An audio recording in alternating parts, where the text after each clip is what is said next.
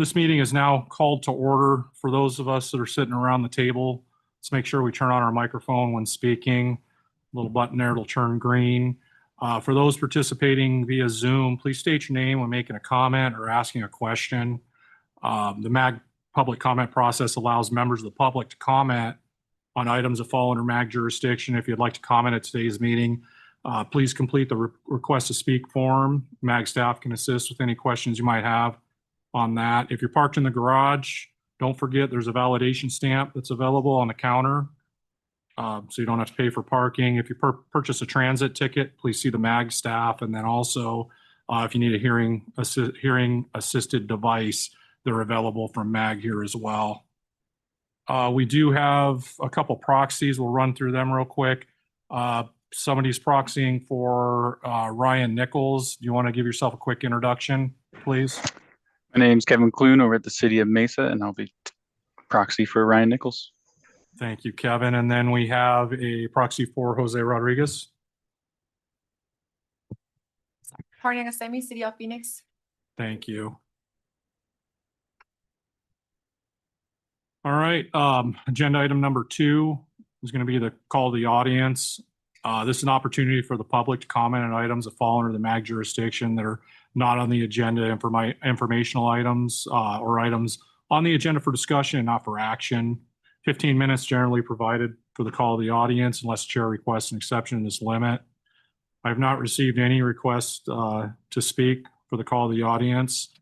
MAG also provides an opportunity for members of the public to submit written comments via the MAG website. Any comments received 2 hours prior to the meeting, shared with the committee members in advance of the meeting for consideration, and will be included in the formal meeting minutes. Gordon, have we received anything for a call to the audience from written comments? No written comments were received this month. Thank you, Gordon. All right, agenda item number 3 is going to be the meeting minutes. We'll review, Gordon will pull up the meeting minutes from May 7th. Hopefully everybody's had an opportunity to review them. If there are any changes or any notes you want to make, now is the time to do it. So we'll give this just a minute or two for anybody to chime in and for Gordon to run through those.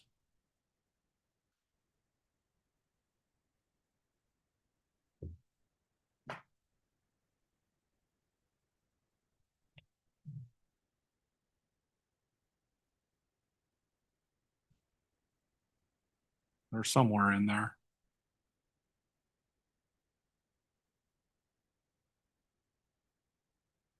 Did anybody have any comments or notations for the meeting minutes that they'd like to bring up?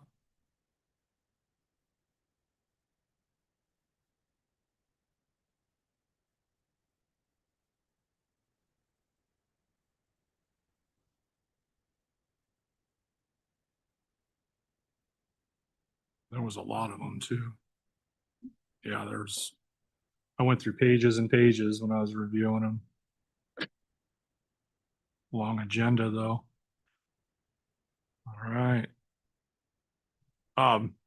Hearing no comments or corrections, I'll entertain a motion to approve the meeting minutes as written. Mr. Chair, this is Warren. I will motion to approve. Thank you, Warren. Can I get a second motion from one of the members? Mr. Chairman, this is Dan Nissen, and I second the motion. Thank you, Dan. We'll move into a roll call vote. Thank you, Chair. Let's just go down the list, starting with ADOT. Good afternoon, Mike Denbleicher from ADOT. Yes. Thank you. Avondale. Yeah, Jim Badowich from Avondale. Yes. Buckeye.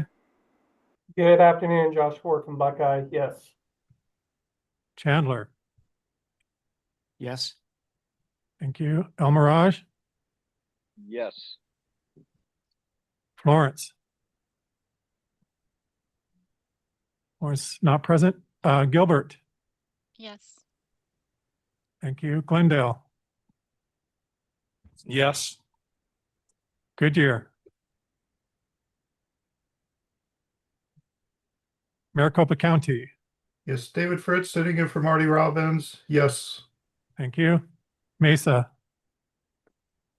Kevin Clune, City of Mesa, yes. Peoria, Yes. Phoenix, Yes. thank you. Oops. Scottsdale, Roy Harrington, City of Scottsdale. Yes. thank you. Surprise, Yes. Tempe, Holliston, Youngtown. Yes. Thank you. Looks like the motion passes unanimously. Thank you, Gordon. We're going to move right into agenda item number 4. This is case 24-13, proposed revisions of section 620 cast in place concrete pipe, the acronym CIPCP.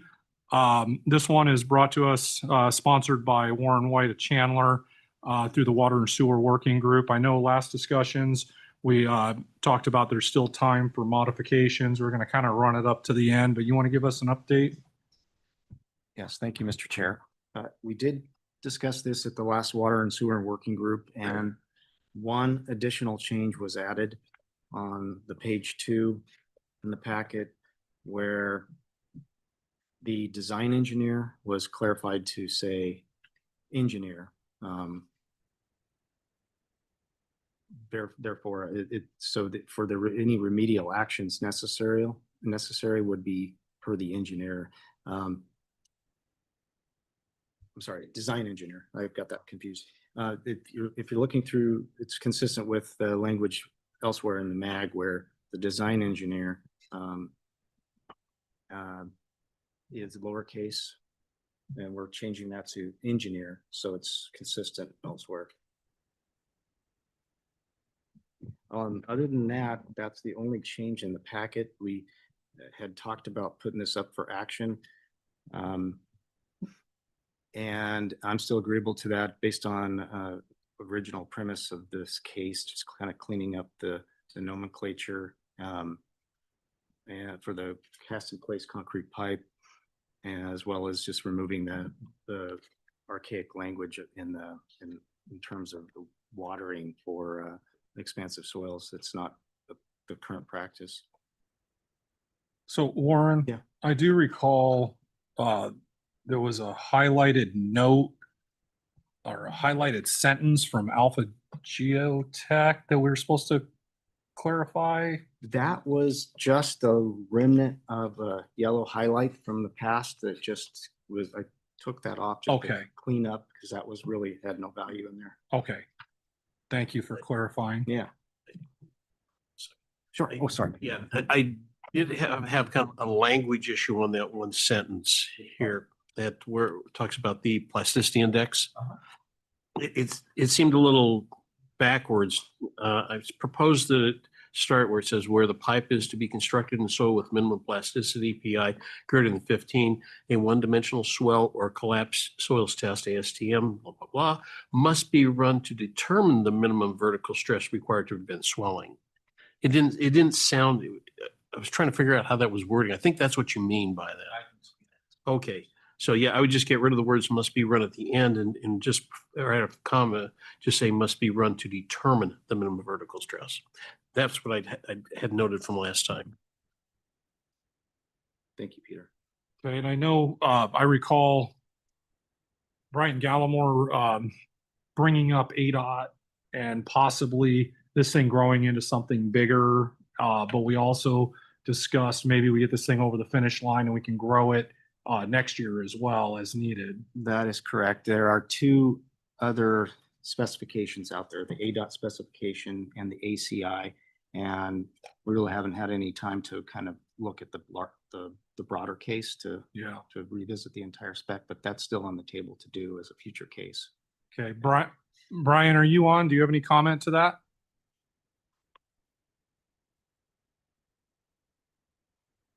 No, I'm good with that. I mean, it's going to take, go ahead and go through with it, and then we'll go through and revamp the rest of it, kind of, it just to get it up to today's standards.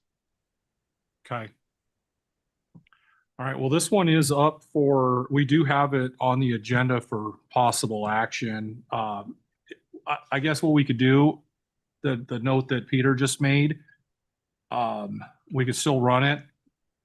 If we get motion to approve, we can still approve it.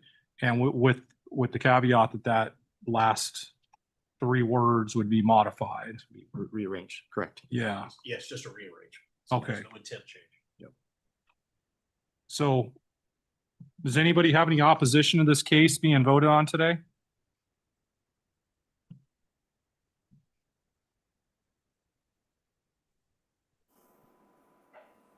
Well, at that point, I'll entertain a motion to vote. Mike, you have a question or a comment? Yeah, sorry, this is Mike Denblecker with ADOT. Probably a comment for Brian, and my apologies for raising my hand late, but I know Brian's aware of the process with ADOT and going through the standards committee for any updates or coordination. So if there's when that time is right, Brian, obviously I can work with you, but I know you know the process. 10-4, thanks, Mike. Mike, are you familiar with these revisions to 620? Not particularly, no, sorry.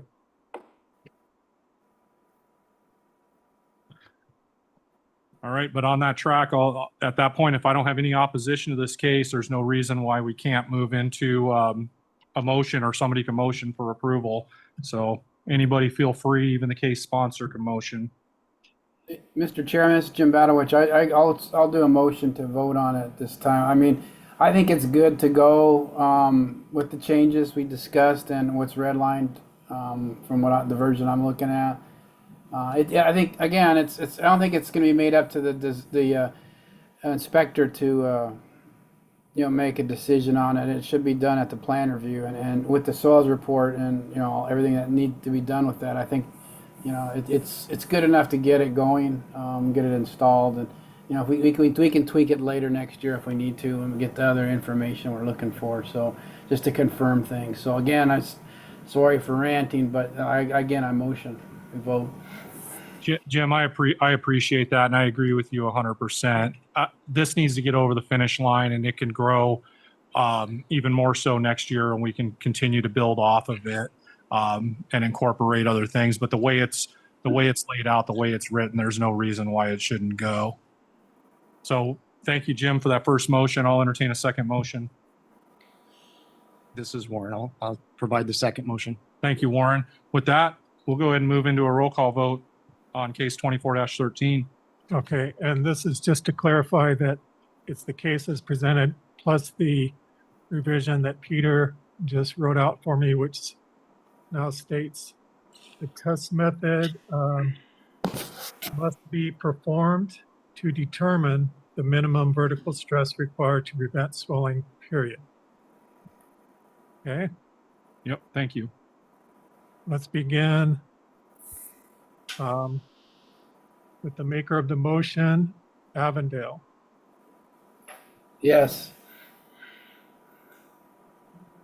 Buckeye, Yes. Chandler, Yes. El Mirage, Yes. Lawrence, Gilbert, Yes. Glendale, Yes. Goodyear, Maricopa County, Yes. Mesa, Yes. Peoria, Yes. Phoenix, Yes.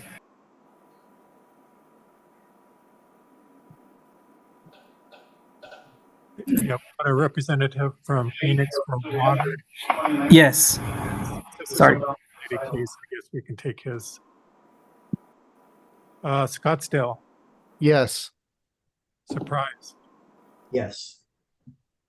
Tempe, not present, Tolleson, and Youngtown. Yeah. Thank you. The motion passes unanimously. Thank you, Gordon, and thank you, committee members. This obviously was the 13th case in 2024. It's been around for a while. I know Warren and his team and everybody involved giving feedback and comments put a lot of work into this case. So at least we can get it going from there. We'll move forward with it. I appreciate everybody's cooperation with that.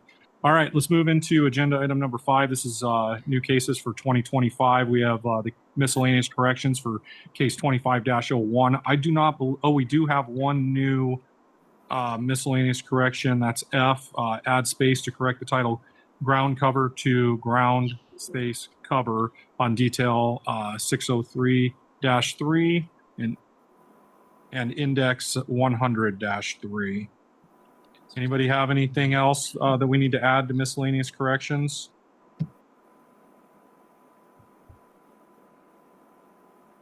All right, agenda item number 6 is going to be case 25-02. This is for precast reinforced concrete box culverts. This one is also new section. This is new section 507 and detail 551-1 and 2. This is also sponsored by Warren Chandler with the Water Sewer Working Group. Warren, you want to give us an update? Sure. Thank you, Mr. Chair. Adriana is here as well. We had a very productive meeting earlier in May prior to the Water and Sewer Working Group, where we kind of revisited the spec itself, looked through the rest of the specifications in MAG and determined a better placement for this instead of the 700 series, which was the 500 series structures.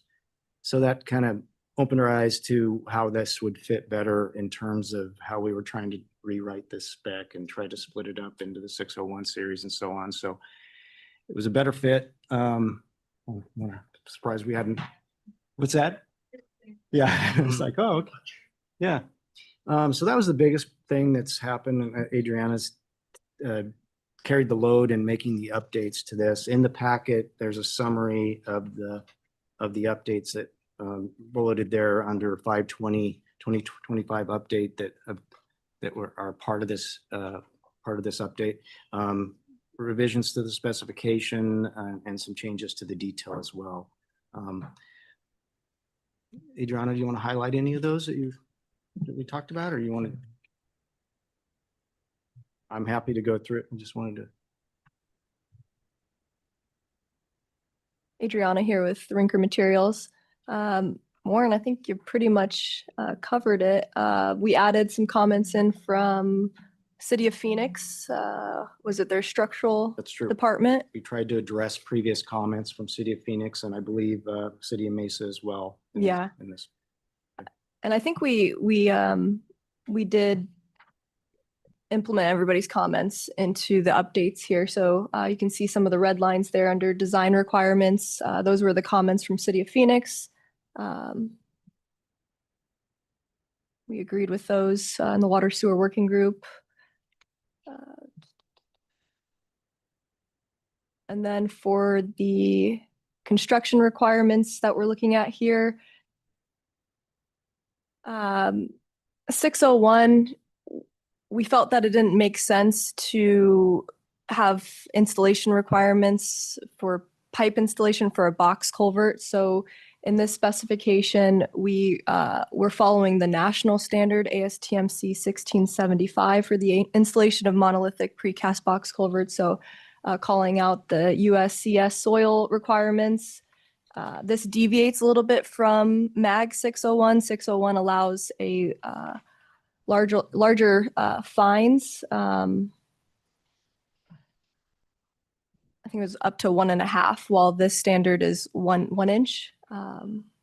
So do you want to add anything to that? No, that sounds good. And then in terms of what we changed on the detail, we cleaned up a bit of the detail in terms of the.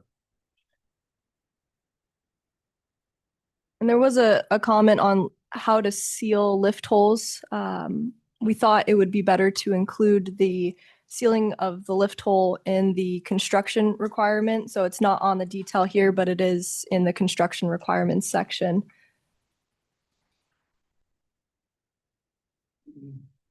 We try to clean up that trench detail. Illustrating the embankment on one side and the trench situation, both installation options. Yeah, and trying to make it look a little bit more like a mag detail. Right. I think it looks good. I'm still waiting for feedback from my structural discipline. And once I get that, I'll forward it over to you guys. Okay. I know he's really busy, but he's getting through it. I should have something by mid to late next week is what I'm hoping. Okay. And just as a side note, I did share this out to Stu. Who's Stu with again, Adriana? Jensen Precast. And just so we have another manufacturer. Great. Okay. Great. Mr. Chairman, I have a question. Can I open it up to discussion first? And open it up to discussion. Okay, we're gonna open this up to discussion. Go ahead, Jeff. What do we got? On that paragraph where you were talking about the backfilling and compaction, not being familiar with these requirements, are we still allowed to use MAG section 702 backfill material, AVC? Up to a 1 inch. The specification I was looking at, I believe it was 702. It was up to 1.5 inches. That may be an issue because most people are not, they're producing one product for MAG AVC rather than a 1 inch MAG AVC or an 1.125 MAG AVC or an 1.5 MAG AVC kind of thing. There may be an issue limiting that top size to 1 inch.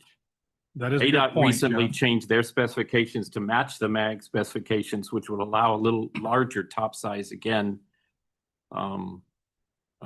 Just for the benefit of being more consistent across the materials that we're trying to use in the metro area. Let's look at that top screen for the MAG spec ABC and make sure there's not any implications with using if it is a little larger, if it falls within that MAG specification, but it's larger than what we're calling out in this spec. Thank you for bringing that up. Yeah, we'll want to make sure that we're using readily available materials, so we're not having to Absolutely. produce a special material for Right. this application unless there's a reason for it. Exactly. Okay. You agree with that? Yeah, I do. Any other comments or questions from the committee members? Just a general thought I hadn't really shared is as I know we have certain cases, we try to just dissect and decide which working group is appropriate for these to talk about. That made me think about whether this one fits better in water sewer or should this go in the materials and, you typically handled more of the specs, but sometimes I wonder, like a structure or things. Well, like I have a suggestion with that. Now that it's been through the water sewer working group and they've had their hands on it, maybe we move it over to the other group. It certainly wouldn't hurt to run it through the working group at the next meeting, which is the 12th. It's going to be very soon. Yeah. So by the next meeting in July, we certainly could have feedback from the concrete and aggregate working group. Peter, are you part of that group, working group? No, I have not been Okay. doing that because we had it on the same time as the outside right away. Okay. Yeah, let's, True. why don't you look into joining the other working group with it? I honestly don't see any concerns, but it's not a bad idea to run it through. Let's that get it in group front of them. Yeah. Okay. For the Great. very thing that I just brought up. Right. They go, hey, wait a You minute, kinda- what about? I was even thinking about that, but then you spoke up. Other committee members, any other questions or comments on this case before we move on?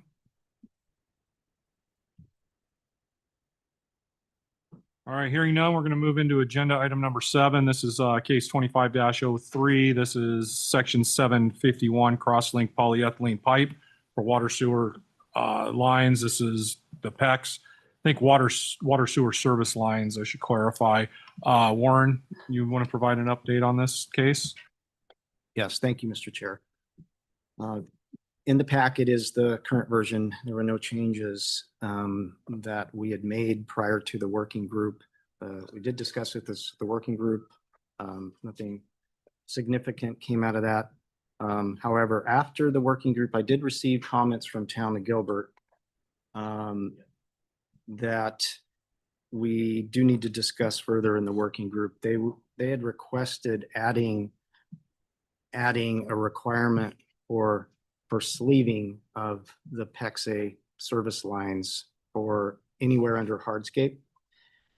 I'd question a little background on that. It sounds like the concern was plastic pipes and how plastic pipes are brittle and may have pinholes. Speaking with Jeremy, I'm not sure if Jeremy's online, if he wants to talk about this now, but I think it's just that perspective of what the difference between a PEX-A material versus true plastic pipe, and plastic pipe can be brittle, and PVC and such, but the cross-linked polyethylene is a different type of product. So I think that requirement of sleeving, I think we do need to vet that out a little more in the working group before we just mandate that. Yeah, maybe optional. You're not sleeving for, for copper and things like that. We can Right. get pinholes too. but not- Now I use sleeving when I first You approached mentioned you that, on yeah. this. I Mhm. use sleeving across the roadway just for simplicity. If I ever have to replace that service, I have a hose pipe to pull it in and out of. Okay, some pros and cons there to talk Yeah. about. That is huge. Yeah. To any hardscape, so when it's doing anything, Right, it gives you the ability, whatever, you need to add something. agreed. It's just, it's Microphone. Yeah. In that. does It's make cheap sense, now. Boring is expensive. Talking about the boring guy. and you know that. And right? I know that, so put it in now. So maybe look at either satisfying the comments with technical backup or incorporating an optional pipe sleeve at the, agency's direction or something like that. Something we can consider. That's viable. Yeah, I like that. Okay. I just didn't want to dig up Union Hills again between 67th and 75th, so put a sleeve in. Yeah. Wisdom. All right, I'll open this up for discuss. Do you have any other updates, Warren? That's all I have. Okay, I'll open up the discussion from the group. Anybody have any comments or questions they have on this case?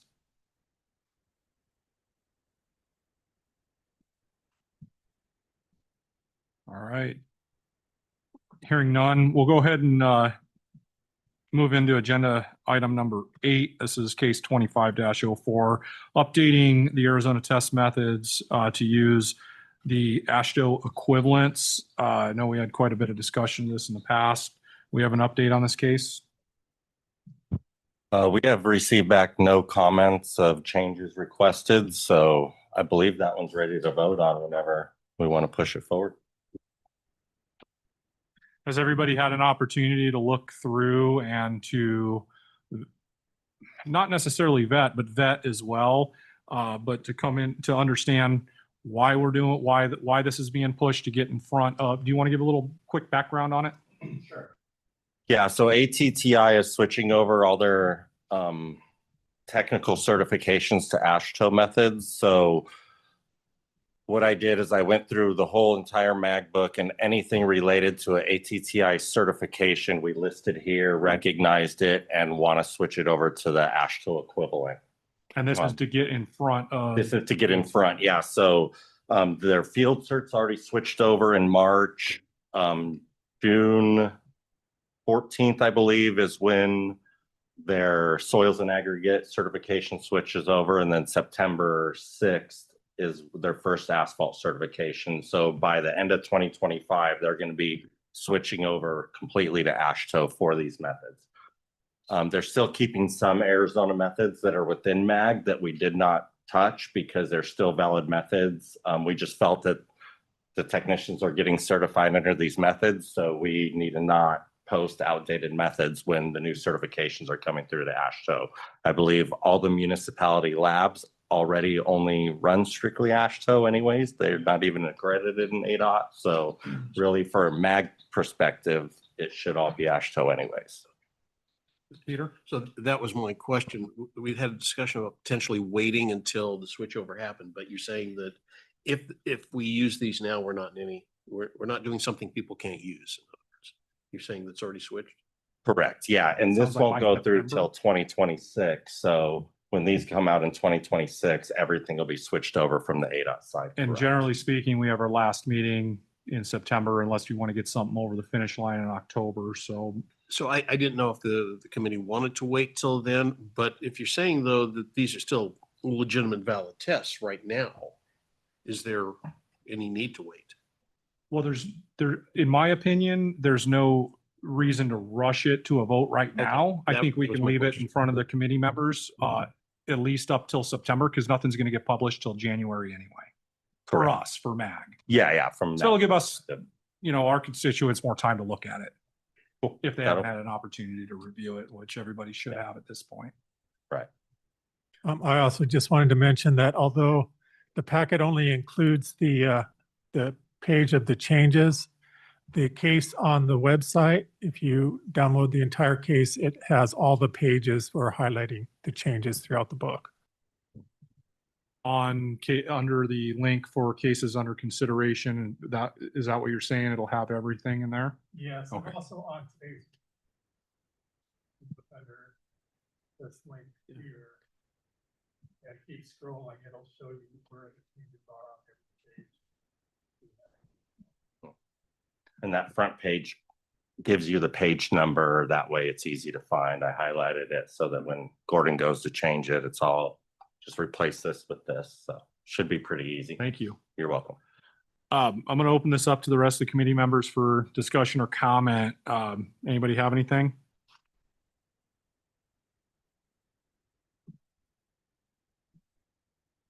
Okay, I'm not hearing much. We're not going to, like I said, we're not going to rush this over right now. We're going to let it marinate in front of the committee members at least till September, but let's plan on voting on it in September at the latest.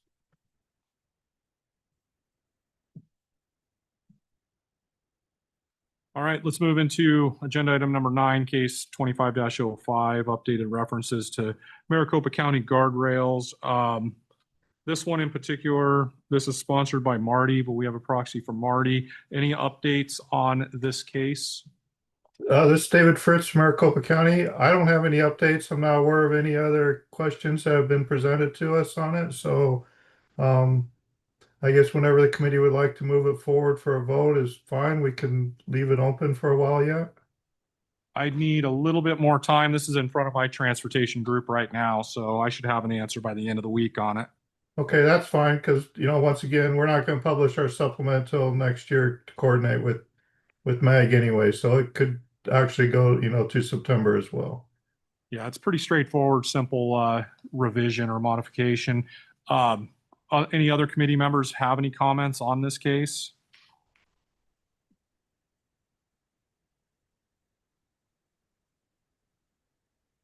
Mr. Fritz, David, how about we put this up for possible action next month since it is relatively straightforward case? I should have my comments, if there are any comments, I should have them by the end of the week. Let's put it up for possible action. Are you good with that for? Yes, the next meeting? yes, that's fine. Perfect.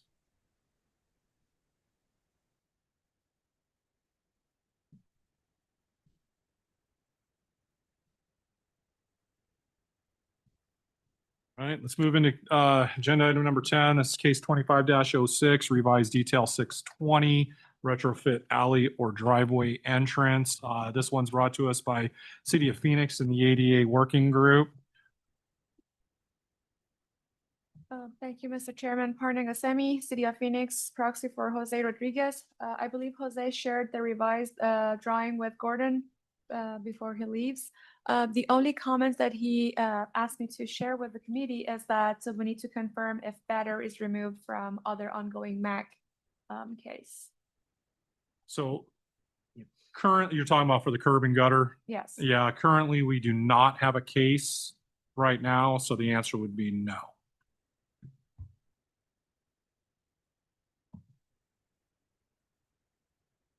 So this one, obviously, there's the ADA working group. Glendale also has a representative in that group. He's given me feedback on it. Obviously, he's good with any of the revisions. Has the other committee members had an opportunity to review this, or anybody want to comment on this case or have any questions on the case?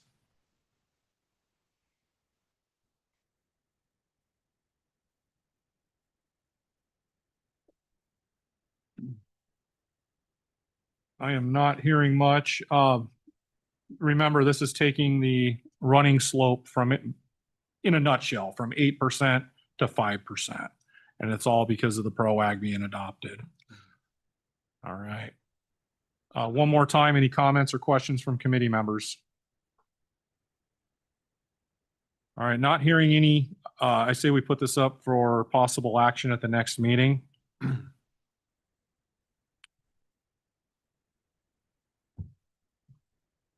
Gordon, if you'd please make a note of that, I'd appreciate it. All right, let's move into agenda item number 11, case 25-07, revising section 340.3.9 tolerances to meet the PROAG standard. This one is also going through the ADA working group, City of Chandler, our own Warren White here in the flesh. We can give an update on that. Thank you. Yeah, second official case in the ADA working group. This update included basically some good comments from Peter and from City Manager Ryan from last meeting to kind of revisit the the statement about the engineer. We kind of rewrote that whole paragraph. So moving that statement where there are definitely situations out there in the field where it may not fit all these instances and slopes, and PROAG specifies those exceptions. And so that statement, the engineer may approve exceptions in accordance with PROAG for certain conditions. That covers those oddities out there that may exist. But otherwise, that paragraph's been rewritten to be consistent with the 1 decimal percent. And Jose had found this, and it was a good find in kind of the backup of PROAG and what the intent of the units of measure is. And if you scroll up, Gordon, it's a little hard to read for all of us here, but if you got your telescope, basically what it says is the board had based the percentage of the based on rounding that occurs in most readily available smart levels and things out in the field do round and show 1 decimal place. So that's yeah, 2.1. Well, now you got 2.1. Yeah, 2.1. You can go back and so instead of 1 in 12, 8.33, it would be 8.3. Exactly. And that's just, they were just trying to be consistent. And so that's hopefully that it's sent that to Ryan. I don't know if City of Mesa, if making sure Ryan was satisfied with that as well. But that's the rationale of why it's 1 decimal. And hopefully that if there is an issue in the field, they're using the right equipment and they'll have the right display. So you shouldn't argue over a rounding issue there, in theory. So those are the 2 changes in this at this point. With that, I'll open it up to discussion or questions from committee members.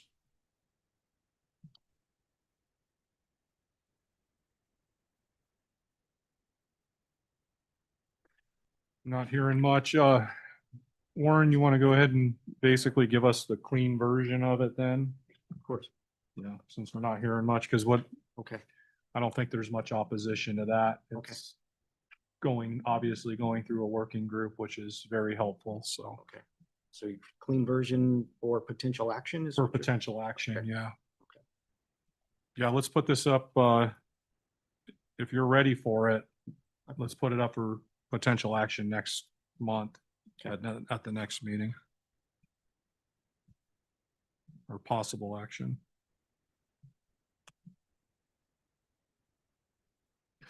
All right, everybody. Let's move into agenda item number 12. This is case 25-08, new section for 746 to incorporate fiberglass reinforced polymer mortar pipe. This one also is going through the water sewer working group. Arvid, would you like to give an update on this? Thank you, Mr. Chair. Yeah, we've got the clean document right there in front of you. It's again a product that's being used by all agencies for the most part in Valley. We're just putting it into the actual MAG specification book so that it's in there to be used by everyone on a regular basis. And this is the cleaned up version. that is been vetted by all the manufacturers that make it, so it matches everybody's. So this one, Language. this one in particular, I'm going to need a little more time with. I did get some, while I was out on bereavement, I received a phone call from our group regarding using it for transmission lines or for potable water systems, but I couldn't really answer any questions when I was out, and I really wasn't taking any notes. So I will circle back with you directly once I gather that information. It may be benign. I have no idea. Okay, yeah, one discussion at the last meeting was to take out the pressure section altogether and just leave it strictly as gravity, and then let it be discussed as a pressure as another case in the future. Okay. So that might be the better fit for all the agencies. And that's ringing a bell in that conversation. In that conversation, yeah. Okay. Yeah, so that's probably the route it's going to go. So we left it as is for now, just to get the feedback from the agencies, but if the pressure is a concern, then we'll just take that out and just leave it strictly as a storm drain, gravity feed sewer product. Thank you, Arvid. I do have a question on that. Yeah, go ahead. So Let's open this it is up. material specification. That's great. How does this relate to the installation specifications? Do we have to have modifications to installation specifications for specific actions? Specifically, you've got carriers and tunnel carriers, things like that. How do we make this go and fit into other mag specs that say it's okay now to use this as a substitute for, or this is how you install it? So this spec is specifically bringing this product into the MagBook as a direct install product for carrying sewer or stormwater. It's not the spec that's used when this product is used as a casing in 602. It's different. So we don't need an installation specification? Well, it's not being installed as, are you referring to as a casing? I'm taking any process. We don't have, it's a material, but where in MAG would somebody say you install it by blank?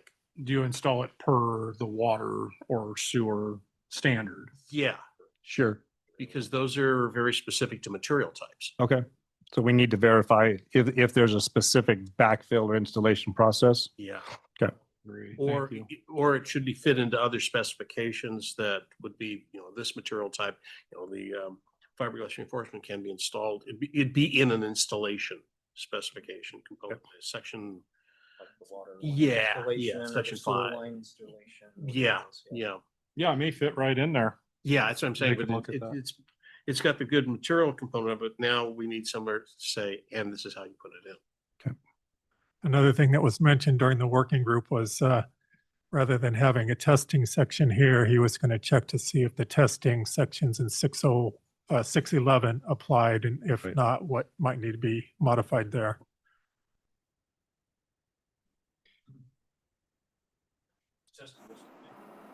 Yes, good point. Both those great points. If it's going to be used to convey wastewater, it needs to fit that testing method. Which is what Renee said they were going to vet that it did. Okay. Confirm that. Yeah. Thank you, Gordon.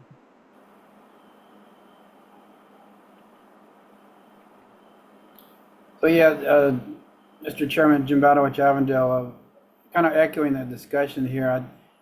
They need to still figure out the testing, even if it's just gravity, preferably, because what I see happening is there'll be confusion if it is starting to be used. And as far as, how we test this thing, do we go to the material spec or the 600 series or 611? So we got to get that vetted. And then kind of what Peter was saying on installation, we need to kind of review this to make sure it fits in the 610 section for installation. I know it's most of this, if it's used, is going to be large diameter, so we need to make sure it fits in there. Yeah, Jim, we need to work through the working group on that, and obviously collect any feedback from other members that are not in the working group. But I agree with you 100%, you, Peter, and Arvid. If we are going to follow gravity feed sewer testing, do we mandrel? I mean, I think what's good for the goose is good for the gander, right? If you're going to do it to one, you do it to the other. Mhm. You're going to follow that spec, or you're going to have to rewrite a spec.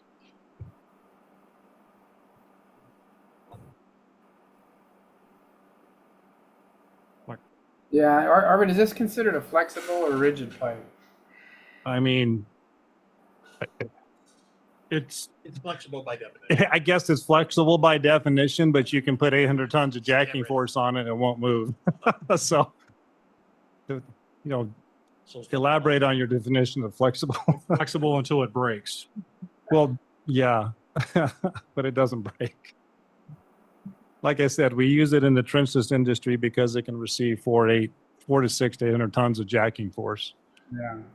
So, I mean, if that's flexible, then Yeah, that thing's always been fuzzy to me because I think it's in 610. I mean, I think they even consider ductile iron as flexible. So that's, yeah, I was going to say, I'm going back a couple of years now, but I remember when we were putting ductile into flexible, it's like, we did, right? Yeah. Yeah. Well, by definition, it is. So by definition, I ductile. mean, Yeah. everything in the world's flexible then because steel's flexible. It has a elasticity. The analysis methodology is that this is something that you look at from a cracking perspective there or a bending perspective. Yeah. So, Yeah.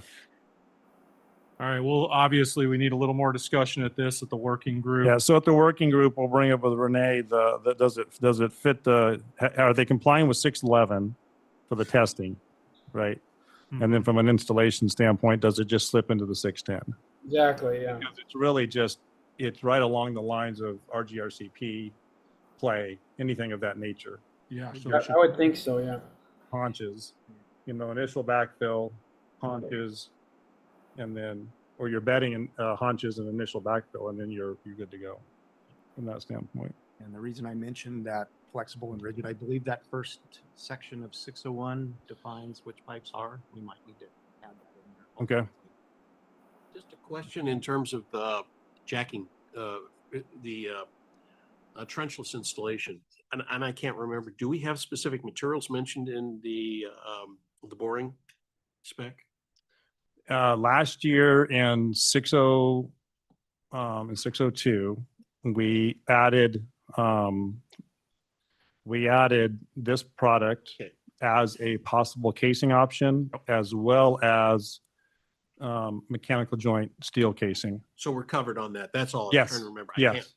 Yeah, because and that's where, again, as a sleeve or as a casing, it wasn't too complicated to add it because it's just what it is. It's host just pipe at it's a that host. point, It's just yeah. a carrier. Yeah, it's just a casing at that point in time. It's not carrying the product.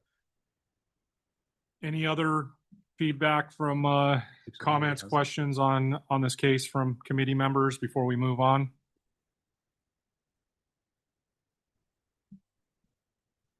We obviously have a little more work to do in the working group, which is fine. That's why it's there. All right, moving to agenda item number 13. This is going to be case 25-09, revised details, 303-1, 303-2, pipe restraints. A little background on this. The major confusion came with LRN on this. We had pulled right there on the T. We had pulled LRN out off of this sheet. We'll get that cleaned up. And then on the next sheet, I had made some revisions here. Basically, in a nutshell, and really I need to set up a cover sheet to kind of spell out the changes, but there were so many of them, I didn't know where to start. In a nutshell, the last time I updated this was May 23rd after the Water and Sewer Working Group meeting, and I cleaned up the layout for the 303-2. It's more consistent with a standard mag detail layout as far as the appearance. And then I had taken the bottom table and moved it to the top, kind of swapped out those tables so that the poly-wrapped, pull this in front of me real quick, so that the poly-wrapped is the top table, and then the lower table is going to be your bare ductile and your PVC. So another thing is I pulled the PVC lengths restrained out of the ductile iron pipe with polyethylene wrap, and we're going to incorporate those here in the near future into the bare ductile iron. All the calculations on the PVC pipe is more consistent with bare ductile iron than it is with poly wrapped. So it's a lot closer to one than the other, which this is not this what you're looking at right now. This case isn't accurately reflecting that at this moment. It will in the near future once I get all the backup calculations for the PVC. As far as I'll get through these changes and then we'll open it up for discussion here.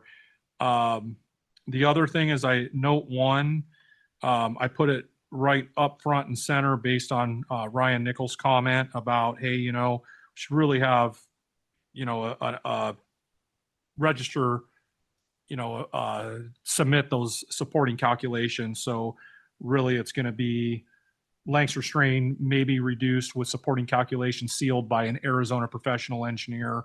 I thought that was appropriate. And then, like I said, up front and center, note one. I did add note two for connecting to existing pipelines. That was another comment I received. So when you're connecting to existing pipelines, it cannot be assumed that existing pipelines are restrained. Additional restraint measures such as blocks or anchors may be required. That's going to be, you know, obviously a case by case specific. Also assumptions, under the assumptions number one, I left a spot in red. That is going to be for the calculations or the PVC calculation source. I'll enter that in, very similar to the, how I came up with the Ductile Iron Pipe Research Association for their thrust restraint designation for ductile iron pipe. I'll do the same thing, but with PVC, so we know where these calculations were derived from. Couple other items here. I added assumption number 3, which is for soil designation. Somebody had brought up that question. It does follow, all the designation follows the USCS for classification on soils. So that would be your SW, your SP, and GW for the Unified Soil Classification System. Then the other thing, there was one other item. I guess I just need to incorporate those PVC LR numbers, and then I need to modify the table headings a little bit to kind of match the old ones. It's in my CAD guy's hands right now, so he's going to start working his magic on it. He's busy updating his 5,000 updates that he didn't do on his CAD. So once that's done, we'll get something in front of the working group here at the next meeting for them to look at. With that, I really appreciate all the comments I received from all these qualified individuals. Great comments. So everybody seems to think this needed help, and I'm glad we're giving it that help it deserves. I'm going to open it up to committee members for questions or comments on this case.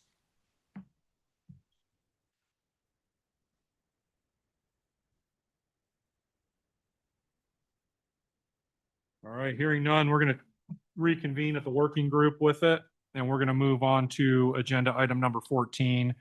It's going to be case 25-10, update MAG detail to reference the outside right-of-way spillway detail. This one's brought to us by the outside of right-of-way working group. Peter, you want to provide an update, please? Yeah, thank you, Mr. Chairman. This is an introduction of a case which is resulting from the passing of the spillway case last year, and then review of existing MAG details. This is not actually, this is a MAG detail change, not a outside right-of-way detail change, because these are existing details in MAG that had to be revised. Thank you for clarifying. Yes. So there are 4 details in the current MAG standards 2061, 2062 that deal with curb cuts, and oops, I've got those wrong. Hold on. Are 226.1 and 226.2. Yes. Yep. And 2061 and 2062 for under sidewalk scuppers that currently reference spillways or sediment traps or something that really shouldn't be referenced on the backside. So this is, in one way, it's a bit of a cleanup, but it's also to make them consistent with all the discussions we had last year. With the curb cut details, as you can see, On these ones, they primarily were referencing attachments to a sediment basin, sedimentation basin. Now we need to change that to actually show the spillway that connects it to the sedimentation basin and do a little bit of artwork on there, and it can reference the appropriate details. And also it identifies either that detail or as shown on the plans. The addition on the end was also modifying them to show that little 2-inch drop that was consistent with, I did find out wasn't consistent with the existing side or curb cut and scupper detail. So now that consistency has been brought in. So we've got the first two on 226.1 and 226.2, and then the next two, because that's kind of a repeat, thank you. And the next two were the under sidewalk scuppers. And here we have the same issue that it was just saying concrete spillway. So we thought we might as well clean that up and use the same note, either can be the spillway outside right away or as shown on the plans. That way we can get rid of that cross-section CC spillway. It's no longer necessary because I doubt there was really nothing to build to on that thing anyway. I wouldn't want to build to what's shown on there. So we can get rid of that section CC spillway. And then we could do similarly. Yeah, it's just basically it's a similar concept we're going in. The other second detail on the under sidewalk one, again, it allows us to identify it. Right now, it just showed a spillway as a piece of concrete sitting there, inconsistent with the other ones. Now we take that out, we show the 2-inch drop, and we make it to where we're showing it as the same detail, which is the concrete spillway per the outside right away or per the plan. So it's really kind of a cleanup case, trying to make them all consistent. What about grouted riprap or riprap in general? We had not got to that case yet. Right now, yeah, I'm hoping to start on that before the end. Yeah, of the we year. use, depending on the slope, obviously, we'll use grouted riprap, so Yeah, water. yeah, it's not, it's not unpermitted right now. It would just be as shown on the plans at that point. So the intent was this year, and now that my life is free, I'll be working on a few more cases. And that one, I've been actually going out to some grouted riprap ones and taking some measurements and seeing what it is. I've seen some two inconsistent versions too. One where they had the grout across the bottom, which is a bad place to put, or had the rocks on the bottom. That kind of interferes with flow, and I saw some back out in the streets, which is not a good idea. The riprap should be along the edges of that. Well, or if you have a full riprap channel, you'd use your fabric and then you'd use an angular. Now that's a riprap one that's not a grouted Or, riprap. yeah, Yeah. exactly. Yeah. So we'll be starting to work on those. Right now, all we've got is the concrete spillway one. So that's why also having it show, unless otherwise shown on plans, gives us that. Anybody can do what they're wanting to do Well, right now. Yeah. So that yes, we will be answered my working question. on all the different options now for spillways. All right. Thank you, Peter. I'm going to open it up for discussion with the committee members and comments. David Fritz, Maricopa County. Can you go back to detail the 260-1? So this isn't necessarily related to the spillway, but this is an issue that we've been having on a couple projects recently, and Marty, I think, is going to possibly bringing a case forward. If you say C note 2, where it says a center wall shall be installed for scuppers wider than 4 foot.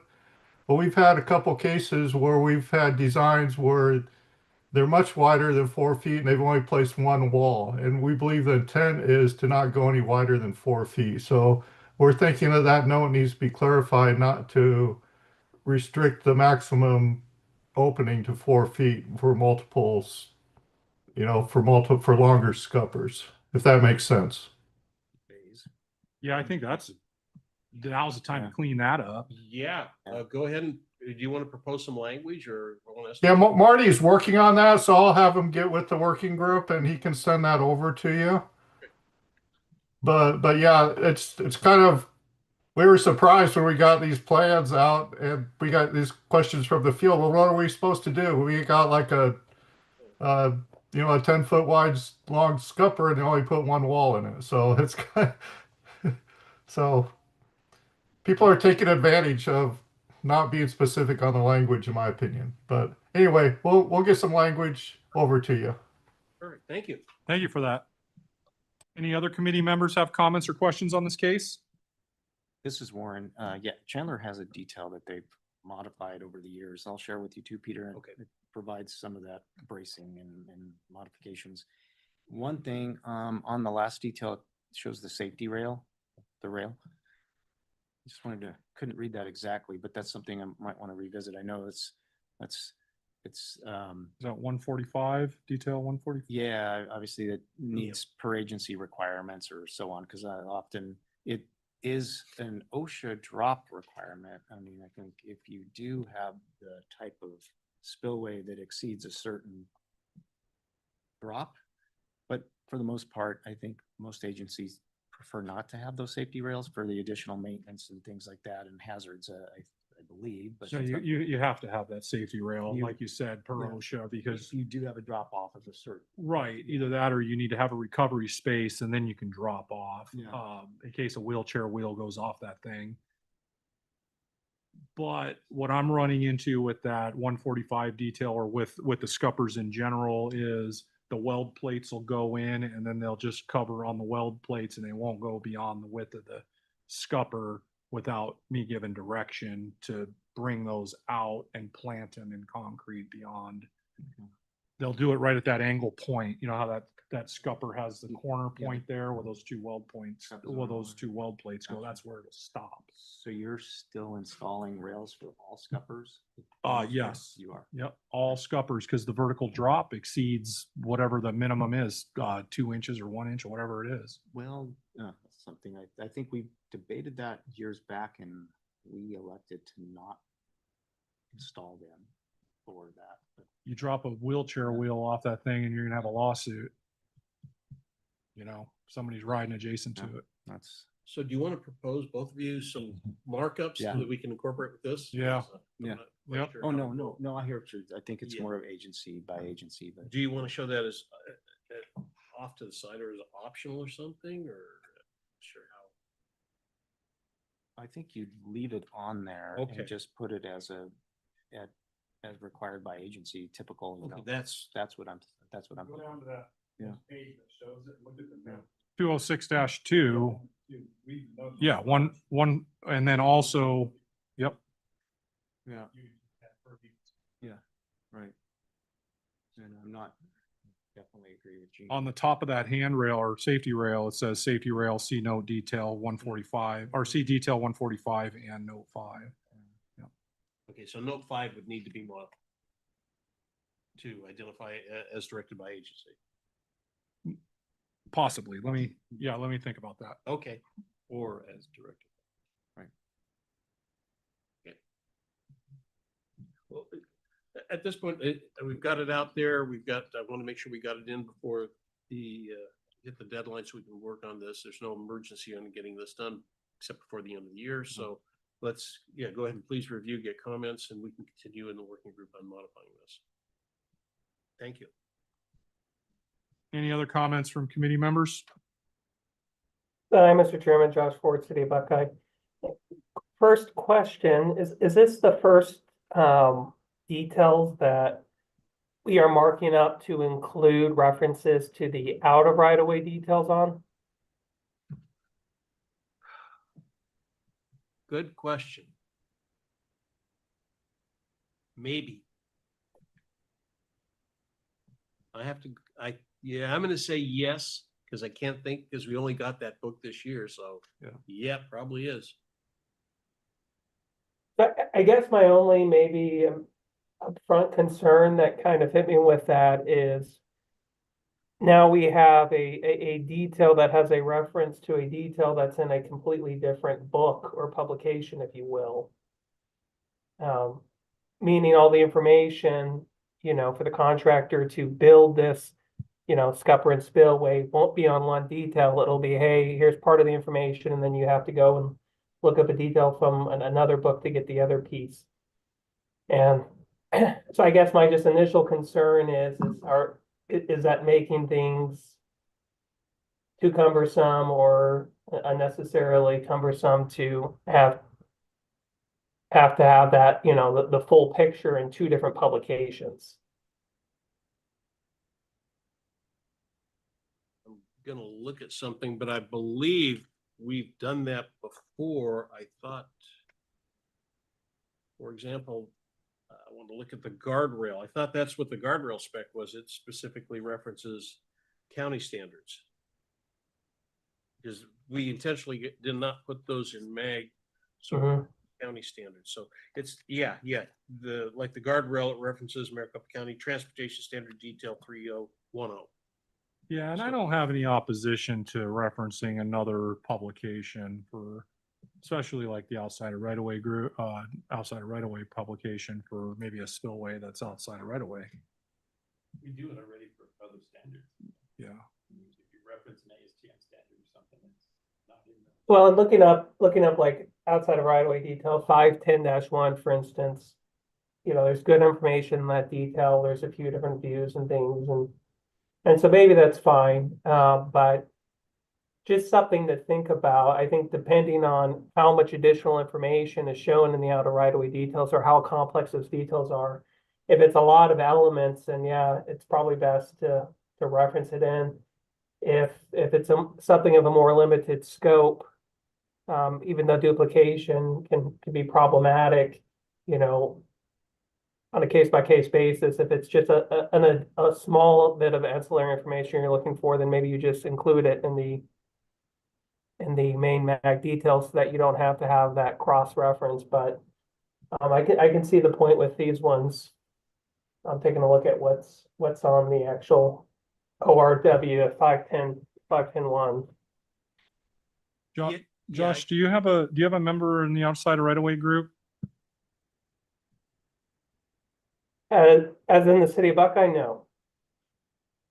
Might want to join the next meeting, voice your concerns, and we'll see if we can sort it out in the outside of right of way working group. But those comments that you just made are obviously going to be in the meeting notes, and we'll bring those whether you can make it or not. Mr. Chairman, I would remind you though that the default would be detail 510-1, but it also says unless otherwise shown on the plan. So if it's something that doesn't need to be as detailed as 510 is, you could always show something different on the plans. It's giving you an and or right kind of thing. Short of nothing on the plans, use this detail 510-1. Yeah, this is where we come into the quandary. It is outside the right of way. Behind that scupper is outside the right of way. It could be, not always, but it could be. Yeah. And at that point, we needed something. And right now in the current MAG standards, we have nothing from Right. that point forward. Right, and there's no reason why you can't use an outside of right of way specification in the right of way. Yeah, I mean, the only alternative to say as shown on the plans, and then but why exclude what you have in your back pocket? Right. All right, I think this warrants more discussion at the We working have group. lots of time to go through. Yep. All right, any other questions or comments from committee members? All right, let's move into agenda item number 15. This is case 25-11. Revise 423-1, 2, and 424-1, 2 cast iron manhole frames and covers. This one Arvid is sponsoring through the Water Sewer Working Group. Arvid, would you like to give an update on this?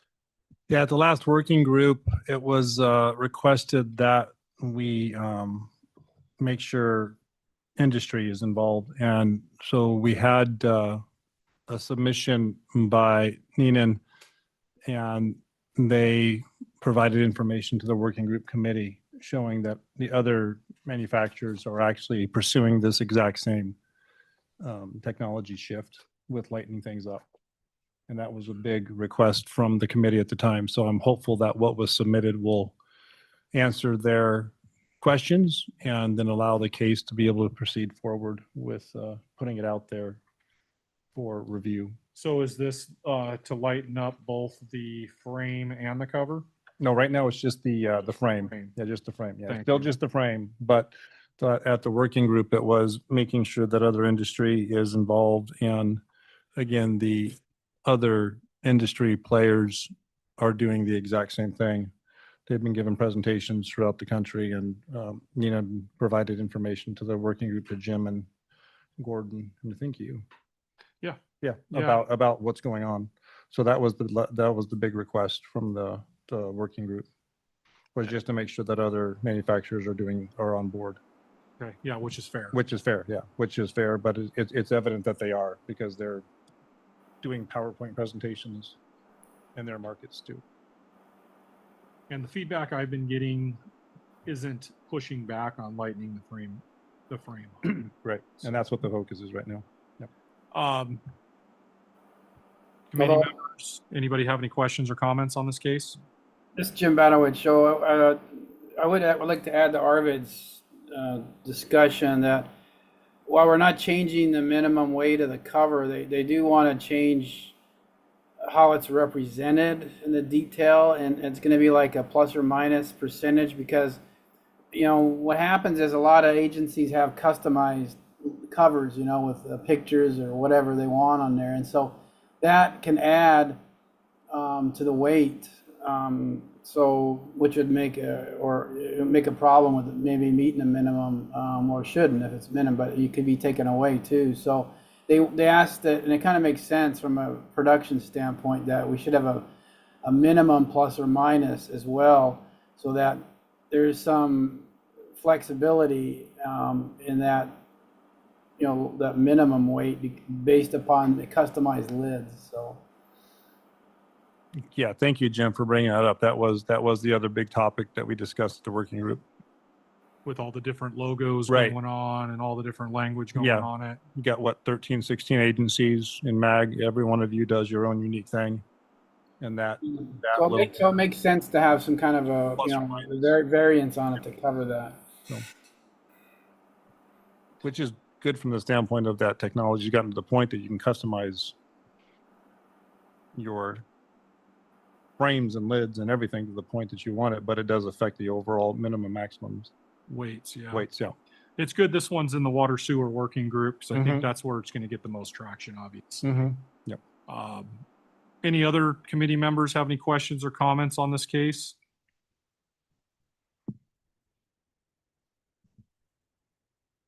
All right, are you okay with me moving on this? You Yeah. Good? Yeah, I think we're good as long as you are to get it out to the agencies and keep looking. Yep, keep Okay. looking at it, guys. We're gonna move into agenda item number 16. This is case 25-12, revised section 326 and 719, design and placement of polymer modified asphalt concrete. Greg's not here, but I would imagine somebody from the asphalt working group, materials working group will give us an update. Yeah, so we kind of started this a little bit ago and decided to bring it forth for a case, but the old 326 and 719 weren't really being utilized. And with the EVAC mixes coming out and being so successful, we've kind of had outreach to, hey, are we going to do something in MAG? So we wanted to open these sections up to kind of help facilitate to, I guess, increase the use of these mixes that have been successful. So kind of become more in line with EVAC and try and limit the supplements. And we've been working a lot with the city of Phoenix on this one and kind of coming up with some different mixes. Before there was only a single 1/2-inch Marshall mix. Now we're opening it up for a 3/4, a 1/2-inch, and a 3/8 mix. Really good product for overlays. A lot of people are using it. So just to bring it to MAG for everyone's use. All right, thank you for the background on that. Any of the committee members here have any questions on this case? Just one question. This is Warren, and I know in the past we had talked about, it's good. I'm glad to see this coming in, but I think we had talked about, since there was an EVAC committee that allowed that mechanism to make sure everything's current and up to date. So if we do put it into MAG, then that would mean it would be taken on by the working groups to kind of revise it and update it as Yeah. time goes on. Kind of Yes, thing. yeah. That's just, okay. That answer your question? Yeah, thank you. Any other comments from committee members? Got one question from an outside right-of-way perspective is, you start talking about these mixes. We've talked about parking lot mixes. Right. And when you start talking about the East Valley mixes, the EVAC mixes, City of Phoenix mixes, those have been traditionally the ones used. Would these be an opportunity to introduce them for that purpose, or? I mean, like the 3/8 mix would be a great overlay for a parking lot that's got somewhat damaged, it's a lot of overlay. I mean, really, if somebody wanted to use one of these as a mix in a parking lot. Their parking lot is higher oil content, so it's gonna last longer, be less susceptible to cracking and raveling.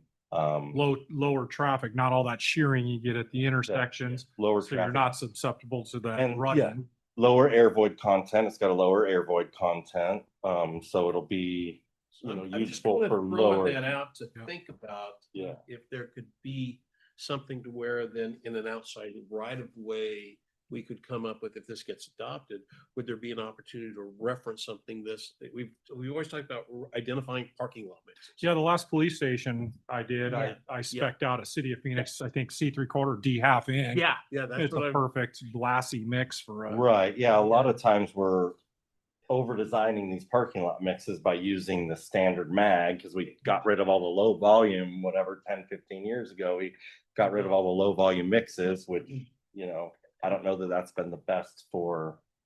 As this develops, think about it, and it may be something to where next year we could put together something fairly straightforward in the outside right of way. Some options, yeah. Or options for parking lots. Because they're Would then great reference- mixes, they're easy to compact, you Yeah. can easily get 95% compaction, which studies are showing if you're under 5% voids, you're a lot less crack resistant and. This is what I used in my prior life. Yeah. 10 years ago prior life. And that's why I started thinking, well, if this was in mag, then maybe we could, and we have the outside right away now, maybe we've got a nice little marriage going here. Yeah, exactly, so. Throw that as a thought, maybe as this moves forward, we could. So for this case in particular, for the EVAC mix, kind of try to stay on topic here, but is there any other questions from committee members for this specific case? I encourage it. I like the EVAC mixes. They used to Come produce join us them. at the outer right of way. I mean, at the materials group, and we'll be happy to continue the discussion if you have questions. That's the right place to do it. Yep. All right. Let's move on to items proposed to be heard outside of right-of-way cases under consideration. These are cases carried forward from 2024. Agenda item number 17 is the OROW 24-D infiltration trenches to add a new detail 524 and section 665. Peter, would you like to give us an update on these details in this section? Yes, thank you, Mr. Chairman. What we've done on this one in terms of we had comments received, and I'm not sure if Gordon and I were going late on this, so I'm hoping that he got the revision, the red line markup and the revised detail. Does he have one on there by chance? Okay, so there is a revision on the detail, and it now incorporates an optional inspection port and some language changes that we talked about in terms of slope and leveling. Yeah, there we go. There we go. Yeah. Yeah, Okay. feel free to guide Mary into the right Yeah, direction. I don't know where it's at either. So yeah, that's it. That's the one we want to see. So we had from the last meeting talked about adding some of those. You can see them added then even at our last meeting, we discussed the working group meeting, it was discussed and some additional recommendations were made, which are shown in red here, which is to allow two different, for the optional inspection port, first provide some tolerance where, how long does it go, tolerance from the bottom. So we've shown that as a red line on there and then identify potentially instead of using a detail, mag detail 441, you could also use a traffic rated box per mag 319. So we're trying to get some options on that. These were kind of brand new things that were thrown in. The other aspect was talking about the bottom of the infiltration trench. And this was developed from the next case, this year's case, which is the retentions themselves. So what we had to do is put some language in there. It talks about, well, how do you prep the bottom of an infiltration trench? So we've got some modified language in there that's parallel. And so you'll see it in both cases now. It talks about the bottom subgrade of the infiltration trench, and which applies to both cases now, shall be scarified to a depth of 6 to 8 inches and leveled by the excavator bucket sufficiently to install geotextile fabric. So that was clarification's been put in now too. Yeah, rake or not rake. Yeah, we kind of got rid of the word raked because it got confusing. Well, what does raked mean? It doesn't really matter. It's just a matter of the bucket being down there and doing it. So those changes are there. We don't want to have any voting on it now. Oh, also I don't know if he's got the revision to the standard, the outside right of way section 665. We added in a new line in there, it'd be in the text. Yeah, there it is. Yeah, it's not shown in red on there. It's that, yeah, scroll up just a little bit up the other direction. I'm sorry. Down. Yeah, there we go. And you see a one-line paragraph in there that says subgrade preparation below infiltration trenches shall be as described on outside right of way detail at 524. So we've tried to put some language so it goes back and forth between the two now. So those changes have been made. I think we've got all the updates. I would request the committee and members to look it over one more time. I think we're just about there. And it's important if we can get this one done this year, because that's going to influence voting on the 2025 case, which references back to this. Yeah, and Glendale's in tune with it, obviously, having a. Yes, yes. This one's had a lot of good input. The detail's getting a little busy, and I may need to work with Gordon on drafting on this again too. We can clean this up because it's brand new detail. It's already pretty cluttered. So Gordon and I will work together on that a little bit. But as we've been getting these changes, it's been nice to be able to have something that we can work on. Well, cluttered makes it look like you guys are busy over there. It's So, been good job. This one's got a lot of good input. I think we are there, but let's go maybe, if there's any input now or any comments. If not, we can talk about it. Yeah, let's open it up to discussion from committee members. You got any questions or comments regarding this case? This is Warren. Just one good feedback comment is thinking about this. When we have a new development new CIP project, a road widening project, and we put in temporary retention basins, often we don't want to put a new dry well in something that when that vacant lot gets developed, it's, so this is a perfect idea. Option B for is this. perfect on something like Yeah. that. So we've been doing that. So I need to update our detail once this is adopted to use this instead of how we're doing that. So that's good. Yeah, that's a great point. Yeah. If you have a vacant lot and you're just using it for. Because when it gets redeveloped, the developer will reconfigure that basin somehow different to fit their site and driveways and everything else. Right? And those dry wells will not fit into their schematic. Yeah. It's a waste of money. Yeah, and I know the Salt River Project has been using that option B for an extended amount of time to, anytime they've had nuisance water sitting in retention basins and substations, they've been doing that to get rid of the nuisance water. We've done it at their facilities also. It's a great way to get rid of nuisance water that you get an existing retention basin that's not really meeting the requirements, and you can pop a few of these in and it's gone. Any other committee members have any questions or feedback on this case? All right, hearing none, we're going to move to agenda item number 18. This is also ROW 25-A Stormwater Harvesting Basin. This one's brought to us by Scottsdale, Roy from the Outside of Right-of-Way Working Group. Roy, you want to give an update? Certainly, Mr. Chair. See, looking at what we've got on the screen there, we presented as Peter had just mentioned, there was some conversation at our last committee meeting with regards to the term raked, and we replaced it with leveled, which you see in kind of toward the bottom of the page there. The other change we made was we did eliminate the riprap and granular filter fabric material, or the riprap specifically, so as not to be in conflict with the infiltration trench, which is the primary use on the bottom of the harvesting basin. If you can go to the detail, Gordon. Mary today. Oh, sorry. Yeah, Apologize. we switched out on you, Roy. My gosh. Sorry about that, Mary. On the detail, I think at our last meeting, we talked about removing that under drain pipe.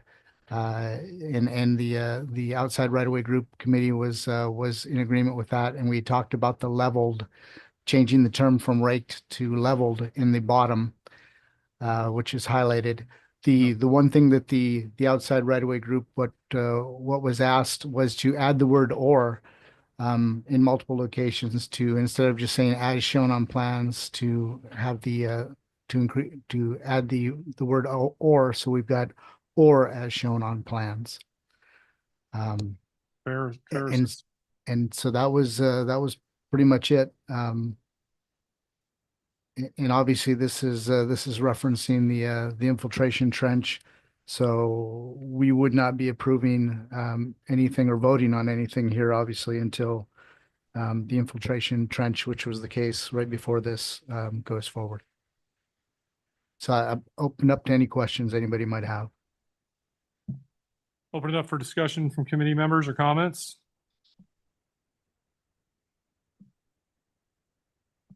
Roy, this one's getting hammered out pretty good. It's, I think, clean it up for final, another review with a clean version. I mean, do you foresee wanting this to go next meeting, or what do you think? I'm fine with it to go next meeting. We're kind of connected with the infiltration trench. So if whenever the infiltration trench, which is I think the case 24-D, whenever that one is up for action, to me, then this would be up for action. But yeah, to your point, otherwise we're ready to go. Yeah, no, that's a good point. I think, I don't think it'll matter either anyway, because if they both go, really doesn't matter what order, as long as one of them doesn't get hung up this year. That would be the only concern, is if the infiltration trench got hung up this year. All right. You know, that case is tied. It relies on the infiltration trench. All right, well, we'll leave it up here for information and discussion, and you guys cheer forward on the previous case. Any other questions from committee members on agenda item number 18? All right. Thank you. You're welcome. Thank you for your summary. Moving into agenda item number 19, these are items proposed to be heard or other items, working group reports. Jim, you want to give a quick brief update on the water sewer working group? I know we discussed a lot of these cases already. We don't have to really rehash those, but anything that may have been left behind? Yeah, thanks, Mr. Chairman. So yeah, I'll keep it brief. So we met online, Zoom, on May 20th.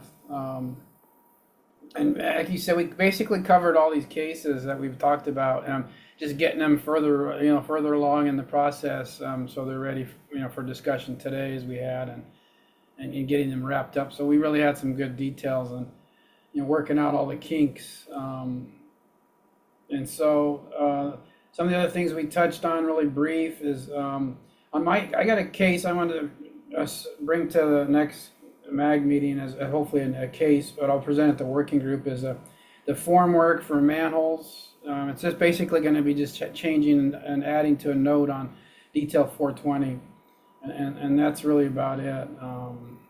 The other thing I want to get people to start thinking about is, as it came up today with the HOBOS pipe, or the FRPPM, is we need to maybe start looking at allowing an alternate for deflection testing, and there's really enough in the industry, and it's been around for a while now. It's called laser profiling. I'm sure you all heard of it. So trying to see if we can, I don't think we'll get anything this year on it, but we're working on that. That I think we need to add that now. It's time, just like years ago, video was kind of new. It's kind of the mainstream now. I think laser profiling, especially for a large diameter, it's going to work, because some of these large pipes, the mandrel is just too, it's just too big, too unwieldy to deal with. The other thing, just, on the sidelines, we're working with my inspector here, Rob Godwin, on we've been working at some pretty good discussions with City of Phoenix on their the sewer testing group over there. And so I think, next year we're going to have some good stuff ready to go on the mandrel and video testing. Some more specs that we really need, I think, in the 6/11. So that was really about it. Our next meeting will be June 17th at 1:30 online only. So thank you. Thank you, Jim. June 17th at 1:30. Outside right-of-way working group, Peter, you want to provide a report on your next meeting date? Yes, thank you, Mr. Chairman. We've already talked about the other cases, so I just want to talk about probably 2 cases beyond that we are going to try to see what we can work out before in our next meeting. Our next meeting is July 12th also. It's at, June 12th, I'm sorry, at 10:30. We've tried to move it a little bit farther up from the materials working group, so we're not conflicting too much. But what we're going to try to do is look at an erosion control case. It's a modification for section 795.9, the decomposed granite one.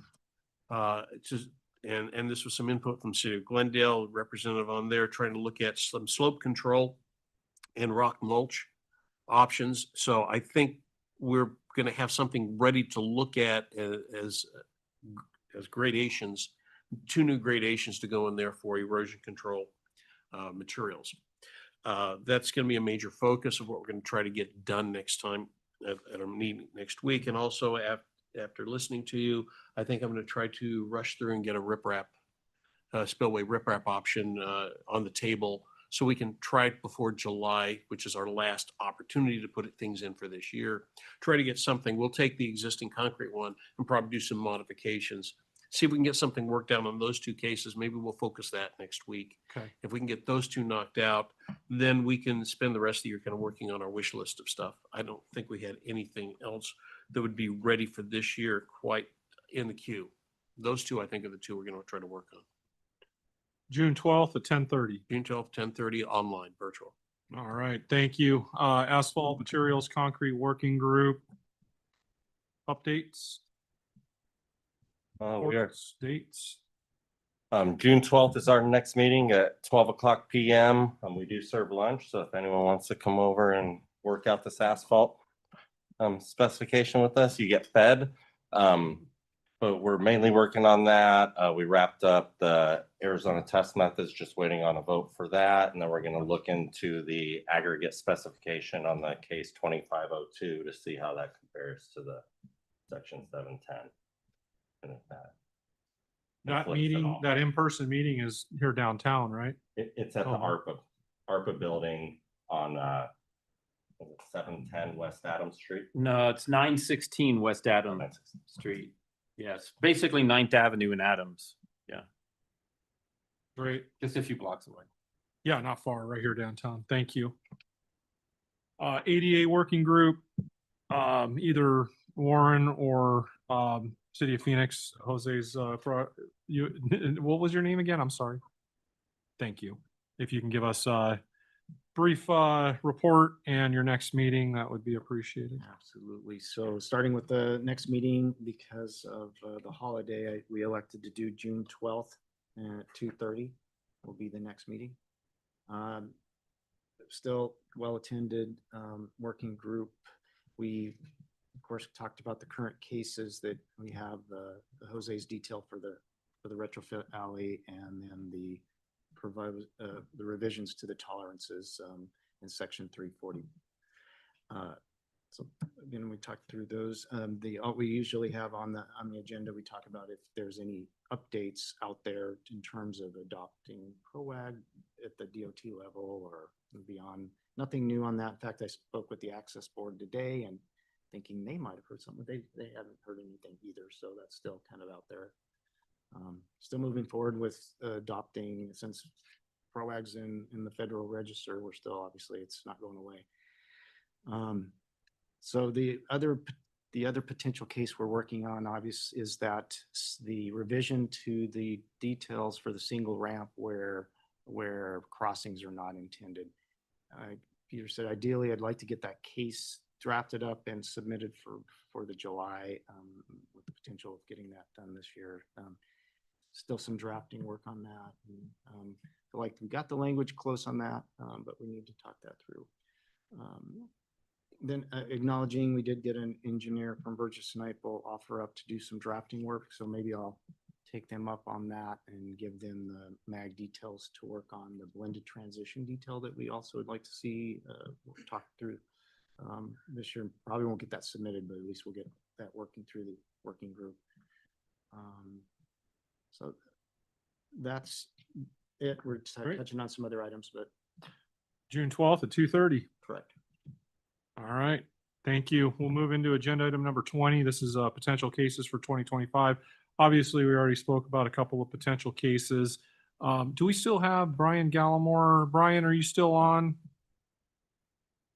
You listening in? So MAG detail 220-1 and 220-2 to clarify those measurements in the lip of gutter or the flow line. I'd pass those details over to Brian. He's running through the group, through the agency group. I was hoping to get some feedback at this meeting. I think he may have dropped off. That's fine. I'll circle back with him. I don't know if that's necessarily going to be the only way it's going to be a potential case for 2025 is if it's a miscellaneous correction. If I have to do any other work to it, or we have to collectively do any other work to it, I'll end up bringing it in 2026. So I'll circle back with him on that. That may be a miscellaneous. I'll open it up to the committee members for any other potential cases that they want to bring 2025. And just remember, July is the final month to bring new cases because we really don't run past September. But July is that month, meaning that's the last day you can introduce a new case for 2025. But go ahead and open it up to committee members. Is there any other potential cases for 2025?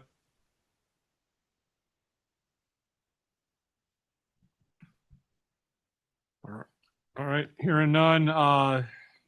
Agenda item number 21, general discussion.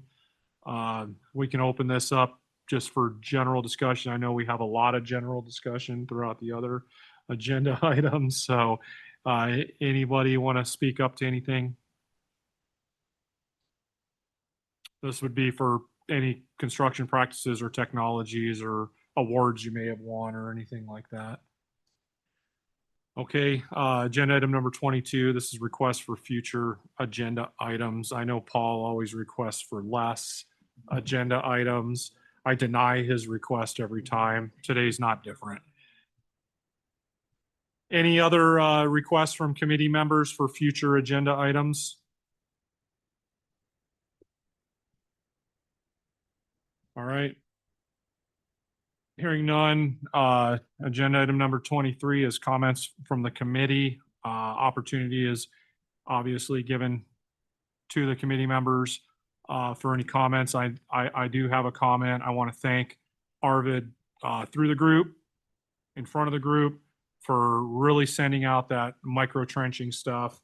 Hopefully everybody was copied in those emails or circulated, but Arvid's been feeding myself, and I'm sure many others, this micro trenching stuff. And it's very, very informative. And, you know, like I used to tell my father, it's technology, you need to embrace it or it's going to pass right by you, and you need to be in front of it. So it's coming and there's nothing we can do about it. It's just, are we going to be prepared for it? So thanks again, Arvid, for sending that out. Mr. Chairman? Yes, sir. This is Dan Nissen. And Arvid, would you mind forwarding to me the micro trench information that you sent out? Yes, I will do that. Thank you very much. Dan, I think you're going to find a lot of value in the way it's presented specifically from Pinell County, was it? Mm-hmm. Yep. Yeah, Pinell County. And there's also an organization, a subcommittee at the NUCA level, and it was brought up at the DC Summit very heavily with all of the representation of the various delegations that were there too. So I think for all of us to be in front of it and be aware of it, it really just helps us make informed decisions moving forward as a municipality.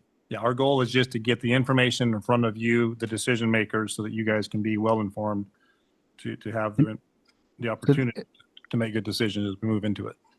Saying this is Roy Harrington, City of Scottsdale. Could I also ask the same if you could send the information? You know what My- I'll do, since I have it, I'll go ahead and I'll send it out to the whole entire group. I'll Great. send- Thank you. That would be much easier. Great, thank you. Track. Yep. All right. Any other comments from committee members? Yeah, Mr. Chairman, just to echo that video was really good, Arvid. I encourage everybody to look at it. It focuses on not just getting this stuff installed, which is obviously the focus of these fiber companies, but what it does to the streets. I like the detail. And again, we don't need to necessarily reinvent the wheel. A lot of cities, including Mesa, Chandler, have gone forward and have already started details. Even ADOT, has details. So, you don't need to reinvent the wheel if you're gonna, want to try it out. Look at their details, and there's really some good concerns about the long-term effect on the streets. So, I encourage everybody to read it. And I don't know, Gordon, you might want to remind everybody that there is a MAG subcommittee or some kind of committee looking at this stuff that's engaged right now. So City Manager Committee, I think, is what you're referring to, Jim. there's a dedicated micro trenching committee, I believe, Gordon, right? Gordon's not here. Yeah, we have Mary. Mary, okay. All right, well, but it's there's a committee out there, and again, they've reached out to some of the other. I don't know, Arvid. I don't know if you've reached out to that committee, but that would be really informative if you could do that. Yeah, we're working with, through Azuka, we're working with NUCA, and we're working with various agencies across the country to try and gather the data as best we can to then give you all the information so that you again can make informed decisions on what's best for your municipalities. So for those that are interested, the one from Pinell County, the presentation was well put together. The speaker was very clear, concise. It was very organized. You're going to find a lot of value in it. And I'll get that stuff out to the committee members. All right. With everybody good on agenda item number 23 before we move on? The next one is Paul's favorite. With no further business today, this meeting is adjourned. Thank you, everyone. Thank you.